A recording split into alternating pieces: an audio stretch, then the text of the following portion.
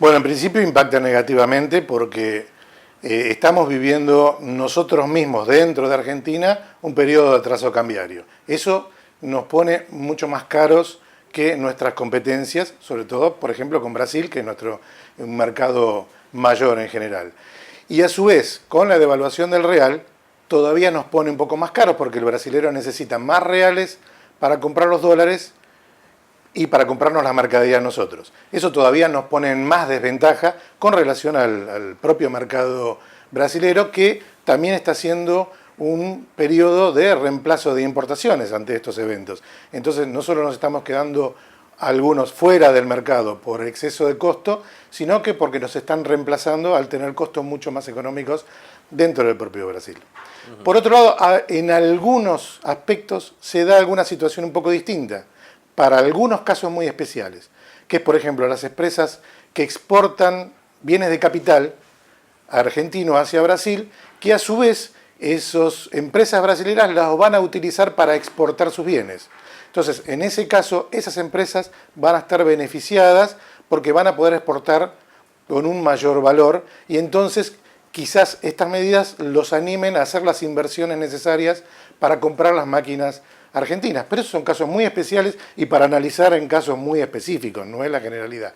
La generalidad es que esto impacta negativamente para la empresa argentina que pretende exportar. Bien, ahora, hemos venido hablando en los últimos años en varias oportunidades del atraso cambiario de la Argentina y de lo caro que estamos con relación a países como Brasil puntualmente. Con este real arriba de 3.30 por dólar, ya la situación debe ser casi imposible de sostener, ¿no? Porque, a ver, los costos argentinos han subido por lo que es el movimiento de la inflación y semejante devaluación del real, calculo que, digamos, nos deja casi fuera de mercado, ¿no? Sí, absolutamente, absolutamente. Venimos con un retraso que algunos lo calculan después del 2011, para otros sectores del mercado, como es el que analizo yo, ya en el 2008 comenzamos con un retraso, a tener un retraso cambiario, y esto es acumulativo, y esto es cada vez mayor el retraso. El hecho de que el dólar esté prácticamente fijo y los costos internos suban por la inflación, nos deja muy, muy detrás. Y si le sumamos, como bien vos decías, la devaluación en Brasil, todavía nos deja mucho peor parados para poder quizás querer atender ese mercado. Es un poco la misma, justamente porque el problema es argentino, es el retraso cambiario argentino. Las empresas estamos quedando con costos demasiado altos. En algunos países quizás podemos estar un poco mejor, como son los países de Europa, en cuestión de competitividad cambiaria.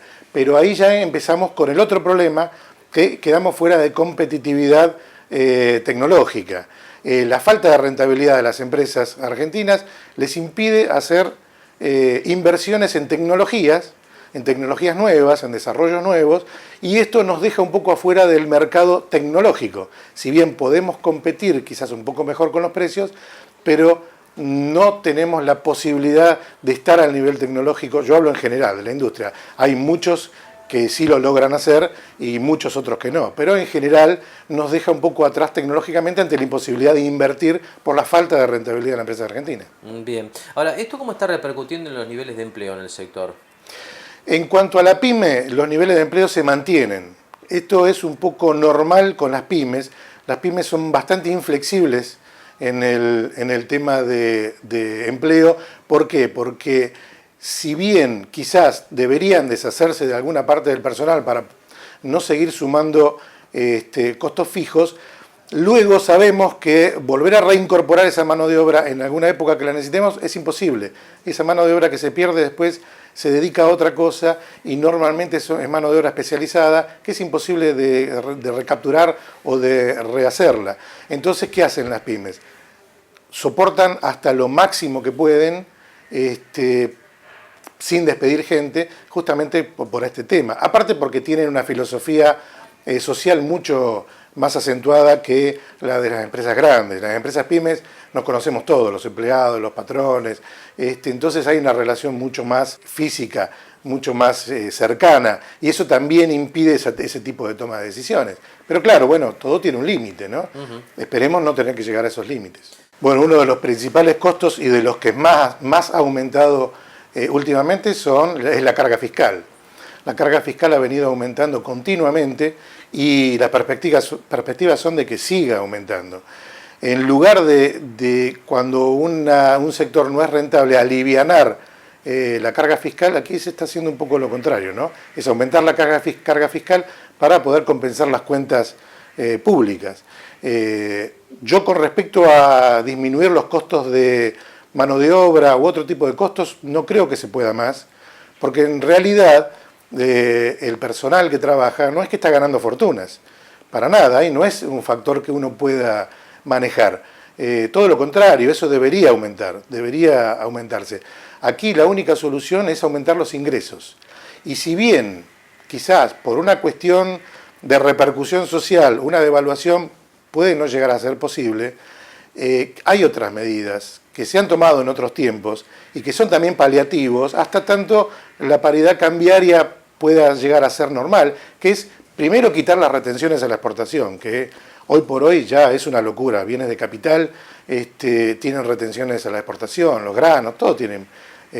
Entonces, bueno, sector por sector, el que más le influye los costos, el aumento de los costos internos, no solo quitar las retenciones, sino darle algún tipo de compensación, como reembolsos se han hecho en algunas épocas, hasta tanto se pueda ir solucionando el tema del tipo de cambio. Pero alguna forma hay que darle, porque si no la situación va a seguir siendo insostenible. Y creemos que en la devaluación una devaluación sin ningún tipo de otras medidas nunca lleva a buen puerto.